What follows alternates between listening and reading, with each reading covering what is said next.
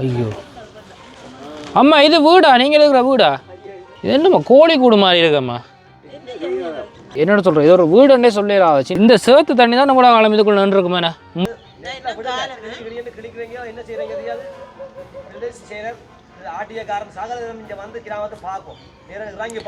இந்த உடுப்போட பள்ளிக்கத்துக்கு போக பள்ளிக்கத்துக்கு திரும்ப புள்ளையில கழிச்சு விடும்.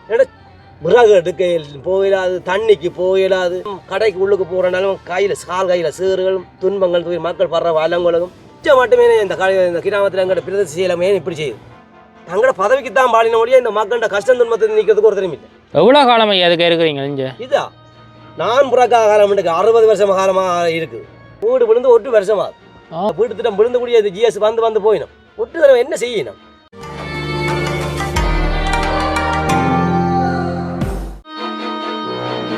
புங்குடுதியில் தான் நிற்கிறேன். புங்குடுதியில் 4ஆம் வட்டாரம் மாமா. இது 4ஆம் வட்டாரத்தில் நிற்கிறேன். என்னட்டு சொல்கிறது, ஒரு வீட்டை பார்த்த உடனே வந்து எனக்கு என்ன செய்கிறதுன்னே தெரியும். போயிட்டு வீடு எங்கே இருக்குன்னு அந்த காணிகளை தேடிக்கொண்டு தான் போனான். எங்கே வீடு இருக்குன்னு பார்த்தா ஒரு கோழி கூட கொஞ்சம் பெருசாக இருக்குமே. அந்த இடத்துக்கு வந்து சின்ன ஒரு வீடு உண்டு. அதுக்குள்ளே எத்தனை பேரம்மா இருக்கிறீங்க? 5 பேர் வந்து அதுக்குள்ளே இருக்கிறாங்களா. சின்ன பிள்ளைகள். அந்த பிள்ளைகளை பார்த்தா என்னென்னு சொல்கிறது, அவங்களாலையும் வந்து சரியாக ஏலாது. என்ன சுயீனம் என்னன்னு சொல்கிறது, இந்த பிள்ளைகளை போட்டையில் மட்டும்தான் போடுறேன் பாருங்க. என்ன எல்லாமே வந்து என்னென்னு சொல்கிறது, வீடு இல்லை, அவங்க பிறந்த குழந்தைகளும் அப்படி. ஏதாவது ஒரு உதவி உண்டு அவங்களுக்கு கண்டிப்பாக கிடைக்கணும் அப்படின்னு தான் போடுறேன். இந்த வீடியோ ஃபுல்லாகவே அவங்களுடைய நம்பர் இருக்கும். யாராவது வந்து தொடர்பு கொள்ளுங்க தயவு செய்து. உங்களுடைய என்ன உதவிகள் வந்து முடிஞ்சாலும் வந்து அவங்களுக்கு செய்யுங்க. இப்போ வந்து அதிகமாக உதவி வந்து அவங்களுக்கு தேவைப்படுது. ஒரு குட்டி வீட்டில் இருக்கிறாங்க, நாளைக்கு புயல் அடித்தாலும் அந்த வீடு ஃபுல்லாக பிடிங்கிட்டு போயிடும். இதுக்குள்ள வீடே தெரியல எங்கே இருக்கணும். சின்ன பிள்ளைகள் இருக்குது, சரியான சின்ன பிள்ளைகள். அது யோசிச்சு செயற்பட முடியாதாக. ஐயோ அம்மா இது வீடா? நீங்கள் இருக்கிற வீடா?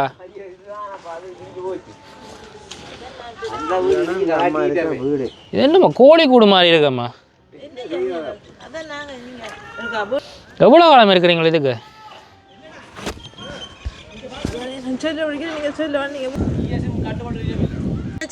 இப்போ 1 வருஷமா சமத்து நிப்பாட்டியாச்சு. இந்த நிலம்பரி காசு கூட எங்களுக்கு தரையில்லை. போய் கதைச்சா அவங்களுக்கு 2 பிள்ளைகள், ஒரு பிள்ளை கரியாங்கடி போய், இன்னொரு பிள்ளை வருத்தக்கார பிள்ளை. இப்போ அவர் கரியாங்கடி இப்போ 6 மாதம் அவர் இருக்கிறாருன்னு சொல்லி நிலம்பரி காசு கூட எனக்கு தரையில்லை. ஆமாம், ஒரு அடைப்பு ஒரு கூட இல்லைன்னு இருக்கிறீங்களா? போல வெள்ளம் சுற்றி வர வெள்ளம் நிற்கிது. ஒரு பாம்பு பூச்சி வந்தால் என்ன செய்வீங்க? நான் தான் அவன் வந்து ஒரு சின்ன அடைப்பு வந்து போல கிளம்புங்களால் போட முடியாமல் போயிட்டு அதுக்கு சுற்றி விழுந்த வீட்டுக்கு வீடு 1 வருஷத்துக்கு கிட்ட நெடுகாலம் நடக்கிற பிரச்சனை. இந்த புங்குடுதில் இந்த அரசாங்கம் கொடுத்த காணியில் தான் சில இடங்களில் இந்த புனரமைப்பு செய்தையா, சில இடங்களில் புனரமைப்பு செய்து எப்படியெல்லாம் கிராமங்களில் முன்னுக்கு வச்சுருக்காங்க. இது பிரதேச சபையும் கண்டுபிடிக்கிறதுல, ஆர்டிஏ பிரச்சனையும் கண்டுபிடிக்கிறதில்ல. ஒரு கிராம நொத்தார்ஸ் கிராம சேவையாளரும் கண்டுபிடிக்கும். மரியனம் ஓடுங்க வீட்டை அம்மன் தான் தங்களை பதவிக்கு ஏற்ற மாதிரி தான் பாடலாம். பிரதேச செயலருக்கு ஒன்று கொடுக்குற கட்டத்தில் ஒரு நல்லது கட்டுதும் கொண்டு செய்யலை பாருங்க. அந்த கிராமத்தில் 16 வீடு இருக்குது. அதுங்கால எல்லாம் அரச காணி. ஒரு இந்த ஒழுங்கிலாமல் அது புனரமைச்சு பிடிக்கணுமா? அது புனரமைச்சாலும் அவசரத்துக்கு ஓடி ஒழுங்கிலாக நிற்கலாம், தண்ணி இல்லாமல்.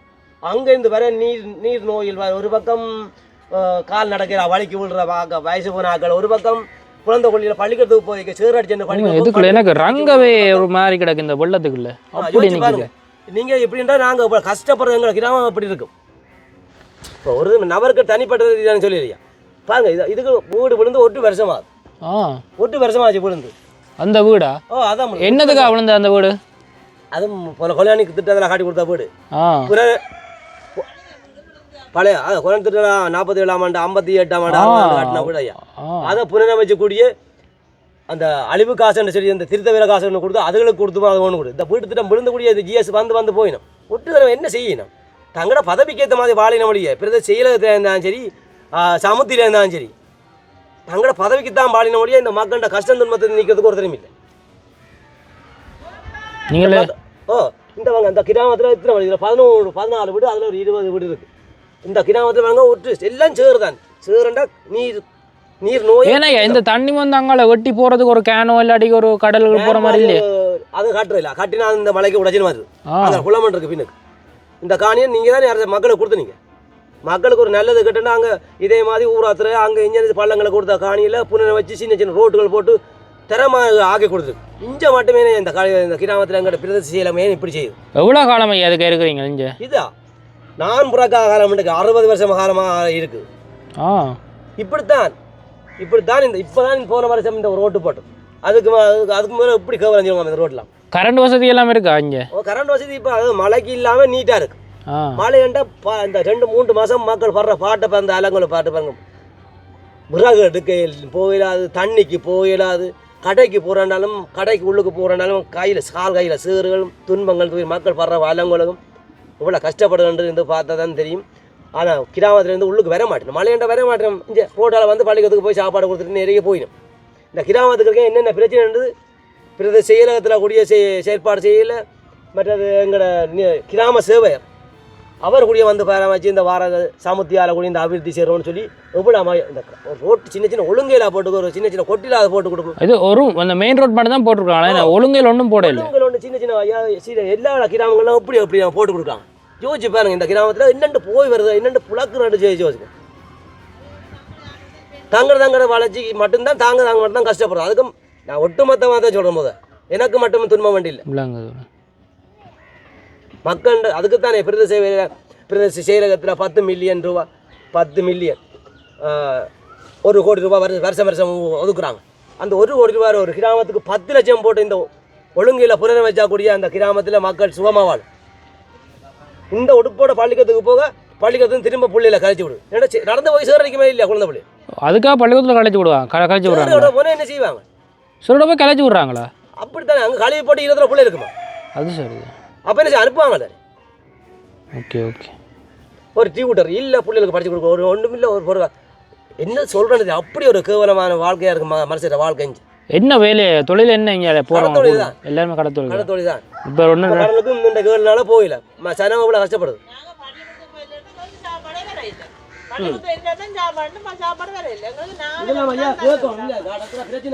அதுதானே என்ன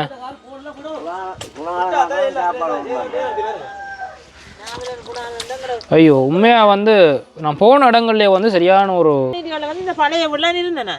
அந்த வீடு விழுந்த அப்புறம் இந்த ஒரு சின்ன கொட்டில் போட்டு வீடு காட்ட வந்து இருக்கிறோம். மழை வந்தாலும் மழைக்கே இருக்கிறோம். கிணறு இருக்காம கிணறுக்குள்ள ஏற்கனவே தண்ணி போயிருக்கும் போல எல்லா வெள்ளமே போயிருக்கும். இப்போ அதையா பாவிக்கிறீங்க? ஐயோ சின்ன பிள்ளைகள் வேறு.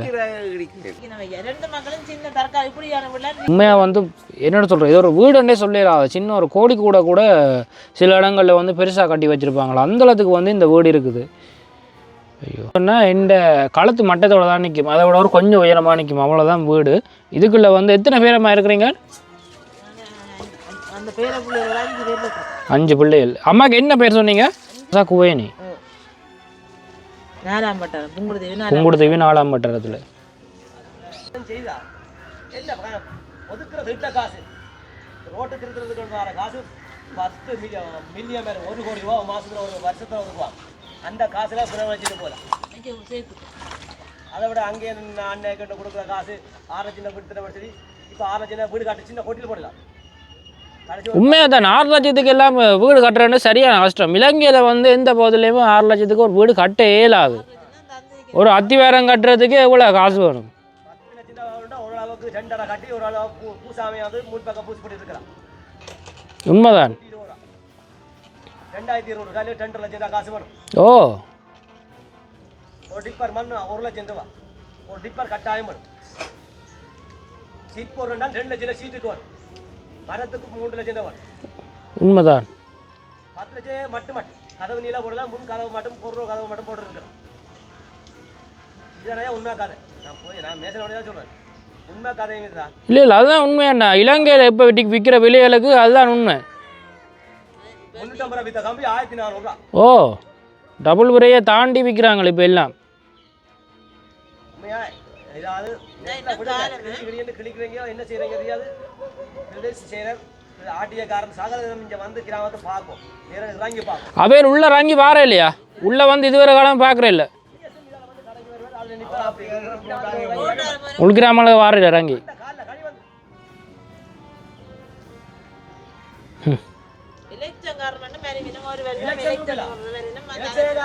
எந்த கட்சி இருந்தாலும் எலெக்ஷன் மூட்டம் தான் பரிவிடும். ஆ விளையாட்டு ஒரு கொஞ்சத்தை கொடுப்பினோம், நிலையத்துக்கு ஒரு அவரத்தை கொடுப்பினோம், அவ்வளோதான். நம்மளும் தான் எந்த கட்சியாக இருந்தாலும் அப்படி. இந்த முறை யாருக்கு ஓட் போட்ட நீங்கள் எல்லாரும் போட இல்லை? அனுராவ் தான் போட்டீங்க. அவரை வந்து சரியான முறையில் வந்ததுக்கு அவருக்கு நாங்கள் பலப்படுத்துற மாதிரி கதையை சொல்லணும், கொடுக்கணும். பாப்போம் ஐயா, ஏதாவது நல்ல மாற்றங்கள் நடக்கும். போடுறதுண்டா அரசியல் மாறணும், சட்டம் மாறணும், மாற்றியாச்சு. சரியா? ஓம். அவருக்கு நாங்கள் புற வதந்தியால அவர் உணர்ந்து சில காரியங்கள் பெரியார்கள் உள்ளுக்குறாக்கி செய்யும். உண்மைதான். நம்பிக்கைக்கு தான் உன் பார்க்க. ஏன் இப்போ நேற்று சொல்லிச்சு நான் சாப்பாடு கொதிக்கிறேன்னு இந்த உள்ள வந்த பிள்ளை வச்சு உங்களை வந்து ஆறு கொண்டு வந்தாங்க எங்களுக்கு சாப்பாடு.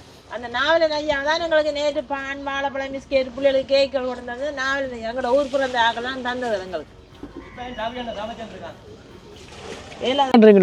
எவ்ரி திங் இஸ் நார்மல் அப்படின்னு சொல்லி எங்களோட இடங்கள்ல உண்மையாக வந்து அவங்கள எல்லாமே இந்த இடங்கள வந்து பாருங்க, அப்படித்தான் நார்மலாக தான் இவங்களுடைய வாழ்க்கை இருக்குதுன்னு சொல்லி சும்மாவே வந்து இங்கே வாழ்கிறது சரியான கஷ்டம். இந்த நெருகுப்பட்டி வீடு, அதாவது கோழிக்கூடு வீட்டுக்குள்ள எல்லாம் இருக்கேலுமா. கிணறு வந்து பார்த்தாலே தெரியும், அப்படியே வெள்ளத்துக்குள்ளே ஃபுல்லாக மூடித்தான் தண்ணின்னு இருக்கும். ஆனால் இந்த கிணத்தை தான் பயன்படுத்தி கொண்டு இருக்கிறாங்க. குடி தண்ணி எல்லாம் அங்கே குடிக்கிறீங்க, கழுவுறதா? ஐயோ, இந்த சேத்து தண்ணி தான் நம்மளோட காலம் இதுக்குள்ள நின்றுருக்குமே மூடி நீ கேட்க. ஸோ இதை தான் பயன்படுத்தி கொண்டு இருக்கிறீங்க. ஐயோ, இது பழைய இந்த வீடு இருந்தது. இது ஒரு அத்திவாரம், நல்ல அத்திவாரம் ஆமாம். இந்த அத்திவாரம் இடிக்கத்தான் வேணுமா என்ன? இது எத்தனை ஆண்டு கட்டின அத்திவாரம் சொன்னீங்க? 40 வருஷத்துக்கு கிட்ட. உடம்பேந்து போறவனே இதுல இருந்து தான் போயிட்டு வந்து விளையாண்டுருந்தேன். விழுந்துட்டுது இப்பதான் கூப்பிட்ட காரணம் அவன் இஎஸ் வந்து நீங்க கரெக்ட் வைங்க போது இருக்காதீங்க. எத்தனை இஎஸ் அம்மா இதை அவரை புள்ளியில வச்சு பழக்காதீங்க, நீங்க கலட்டுங்க. உங்களோட ஃபோன் நம்பரை சொல்லுங்க. 76 10 26 669. வீட்டில் ஒரு ஐயா தனியாக இருக்கிறார், அவர்கிட்ட வீட்டை தான் பார்க்க போய்ட்டு.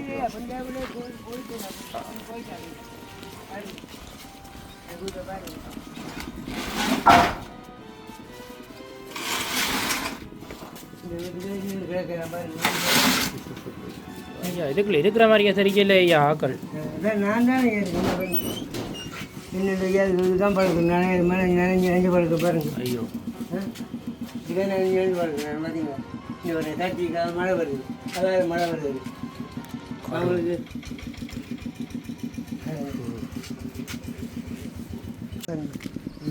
தாரங்கள் அடிக்கணுமே ஐயா இந்த வீட்டுக்கு. இது தாரம் அடிச்சாதான் வாழணும்.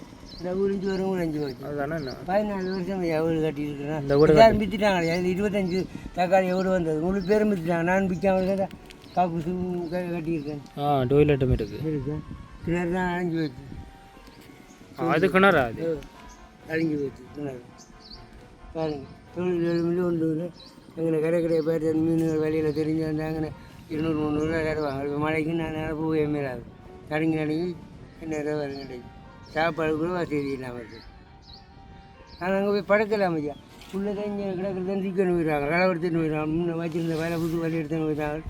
அது பழைய வேலையால் பாருங்க என்ன செய்கிறேன். இங்கே பாருங்கள், இவ்வளோ நிறுவனம் வந்து எனக்கு இப்போ முன்னே வீட்டுத்தில் வந்தது எனக்கு தரையில்லை. அவங்க நான் உண்மையில சொன்னாலையா குடிக்கிறேன் ஐயா. என்ன இல்லையானது இல்லை, நான் குடிக்கிறேன். 22 தலை குடிக்கிறேன். இந்த இப்போ 5 வாரம் 10 நாளாக ஒரு சாப்பாட்டுக்கும் போயிடலாம் இருக்குது. தண்ணியை பாருங்கள், புல் வெள்ளம் இங்கே வருமையா தண்ணி. இப்போ 10 வந்து அந்த தெரியுது தண்ணி பார்த்துனாங்க. இது மாதிரி ஆட்டை விடையா இப்போ கட்டின ஆக்களுக்கெல்லாம் உதவி இருக்குது. எனக்கு ஒரு உதவியும் இல்லையா. நான் ஒரே ஒரு ஆம்பளை பிள்ளை.